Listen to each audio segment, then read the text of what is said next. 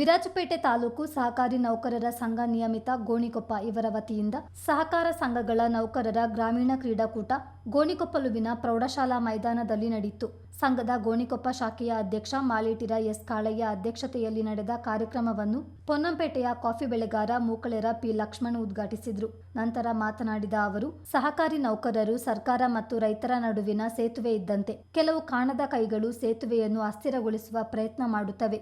ಆದರೆ ಯಾವುದಕ್ಕೂ ಜಗ್ಗದೆ ಗಟ್ಟಿಯಾಗಿ ನಿಂತರೆ ಮಾತ್ರ ಸಹಕಾರ ಸಂಘಗಳು ಮುನ್ನಡೆಯಲು ಸಾಧ್ಯ ಎಂದರು.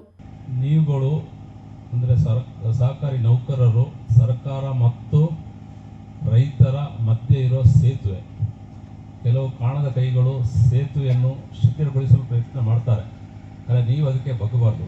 ಯಾವುದೇ ಕಾರಣಕ್ಕೂ ನೀವು ಗಟ್ಟಿಯಾಗಿ ನಿಲ್ಲಬೇಕು. ನೀವು ಗಟ್ಟಿಯಾಗಿ ನಿಂತರೆ ಮಾತ್ರ ಸಹಕಾರ ಸಂಘಗಳು ಚೆನ್ನಾಗಿ ನಡೀತದೆ.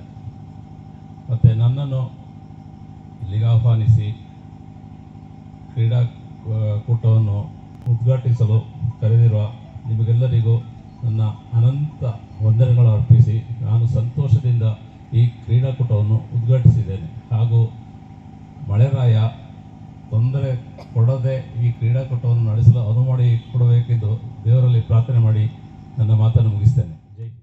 ಸಮಾರೋಪ ಸಮಾರಂಭದಲ್ಲಿ ಮುಖ್ಯ ಅತಿಥಿಯಾಗಿ ಪಾಲ್ಗೊಂಡು ಮಾತನಾಡಿದ ವಿರಾಜಪೇಟೆ ಶಾಸಕ ಎಎಸ್ ಪೊನ್ನಣ್ಣ, ಕೊಡಗಿನಲ್ಲಿ ಕ್ರೀಡೆಗೆ ಹೆಚ್ಚಿನ ಒತ್ತು ನೀಡಲಾಗಿದ್ದು ಒಲಿಂಪಿಕ್ ಮಾದರಿಯಲ್ಲಿ ಕ್ರೀಡಾಕೂಟಗಳು ನಡೆಯುತ್ತಿವೆ.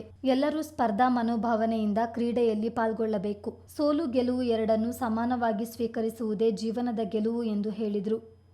ಕೊಡಗಿನಾದ್ಯಂತ ಇವತ್ತು ಕ್ರೀಡೆಗೆ ಒತ್ತು ಕೊಟ್ಟು ಒಂದು ರೀತಿಯಾದಂಥ ಒಲಿಂಪಿಕ್ಸ್ನ ಸಂಭ್ರಮ ಥರ ನಡೀತದೆ ಎಲ್ಲ ಕಡೆ ಜಿಲ್ಲೆಯಲ್ಲಿ.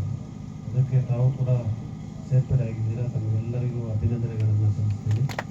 ಭಾಳಷ್ಟು ಮಕ್ಕಳು ಕೂಡ ಇಲ್ಲಿ ಕಾಣ್ತಾ ಇದ್ದಾರೆ ಕ್ರೀಡಾಕೂಟದಲ್ಲಿ ಸ್ಪರ್ಧೆ ಮಾಡಲಿಕ್ಕೆ. ಎಲ್ಲರಿಗೂ ಕೂಡ ಶುಭವನ್ನು ಕೋರ್ತೇನೆ. ಈ ಕಾರ್ಯಕ್ರಮ ಯಶಸ್ಸಾಗಿ ನಡೆಯಲಿ. ಇಲ್ಲಿ ಭಾಗವಹಿಸ್ತಾ ಇರುವಂಥ ಎಲ್ಲ ಸ್ಪರ್ಧೆಗೆ ಆಗಮಿಸಿರುವಂಥ ಎಲ್ಲರಿಗೂ ಕೂಡ ತಾವೆಲ್ಲ ಕೂಡ ಗೆದ್ದವರೇ, ವಿಜೇತರು ಅಂತ ಹೇಳಿ ಕ್ರೀಡೆಯಲ್ಲಿ ಭಾಗವಹಿಸದೆ ವಿಜೇತರು. ನಿನ್ನೆ ನಾನು ಕೂಡ ನಿಮ್ಮ ಅಜ್ಜಿಗುಟ್ಟಿರ ಟೀಮ್ಗೆ ಆಡಿದೆ, ಸೋದಾಗ್ಬಿಟ್ಟಿದ್ದೆ. 21 ರನ್ ನೋಡಿದೆ, ಅವ್ರು 2 ರನ್. ಆದರೆ ಸ್ಪರ್ಧೆ ಮಾಡಿದ್ವಲ್ಲ ಅದೇ ಗೆದ್ದು. ಅದರಿಂದ ತಾವೆಲ್ಲ ಕೂಡ ಸ್ಪರ್ಧೆ ಮನೋಭಾವದಿಂದ ಭಾಗವಹಿಸಿ ಗೆಲುವು ಸೋಲು ಎಲ್ಲ ಸಹಜವಾಗಿ ನಡೀತಾ ಇರ್ತದೆ. ಎಲ್ಲರೂ ಸ್ವೀಕಾರ ಮಾಡಬೇಕಾದ್ರೆ ಜೀವನದ ಒಂದು ದೊಡ್ಡ ಸವಾಲು.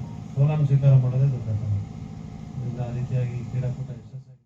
ಕಾರ್ಯಕ್ರಮದಲ್ಲಿ ಕೊಡಗು ಜಿಲ್ಲಾ ಸಹಕಾರ ಸಂಘದ ಕೇಂದ್ರ ಬ್ಯಾಂಕ್ ಅಧ್ಯಕ್ಷ ಕೊಡಂದೆರ ಗಣಪತಿ, ವಿರಾಜಪೇಟೆ ತಾಲೂಕು ಸಹಕಾರಿ ನೌಕರರ ಸಂಘದ ಅಧ್ಯಕ್ಷ ಮಾಲೇಟಿರ ಎಸ್ ಕಾಳಯ್ಯ, ಕೊಡಗು ಸಹಕಾರ ಸಂಘಗಳ ಉಪನಿಬಂಧಕ ಜಿಆರ್ ವಿಜಯಕುಮಾರ್, ಸಹಕಾರ ಸಂಘಗಳ ಸಹಾಯಕ ನಿಬಂಧಕರಾದ ಶೈಲಜಾ, ಗೋಣಿಕೊಪ್ಪಲು ಗ್ರಾಮ ಪಂಚಾಯಿತಿ ಅಧ್ಯಕ್ಷ ಕುಲಚಂಡ ಪ್ರಮೋದ್ ಗಣಪತಿ ಮತ್ತಿತರರು ಇದ್ದರು.